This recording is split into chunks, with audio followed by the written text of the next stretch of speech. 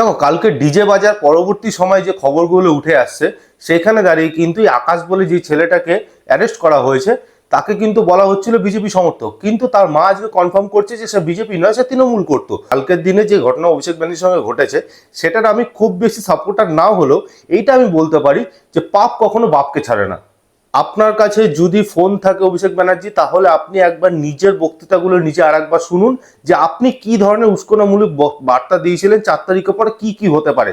তাহলে তার এফেক্ট যখন আপনার উপর পড়ছে, মানে আপনারই দেখানোর পথে আপনাকে হাঁটিয়েছে মানুষজন, এটাই হচ্ছে এখানে মেন পয়েন্ট। দেখুন, যারা আপনার সঙ্গে এই কাজ করেছে তারা কোন দলের সমর্থক হয়ে কাজ করছে সেটা আমি জানি না, সেটা আমি বলতেও পারবো না। সেটা পুলিশের কাজ, পুলিশ জিজ্ঞাসা করবে বা পুলিশ খোঁজ করবে।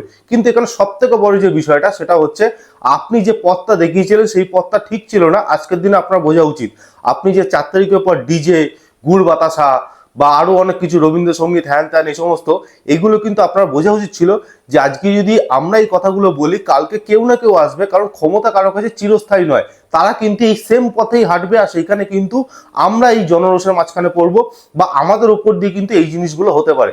আপনার এটা বোঝা উচিত ছিল, কারণ আপনি একজন বড় রাজনীতিবিদ। যদিও মমতা ব্যানার্জি হাত ধরে হয়েছেন, নিজের ক্ষমতায় নয়, তারপরেও আপনি যখন একটা বড় রাজনীতিবিদ, তৃণমূলের যখন একটা বড় পদে বসেন, তখন কিন্তু আপনার এই জিনিসটা মাথায় রাখা উচিত ছিল।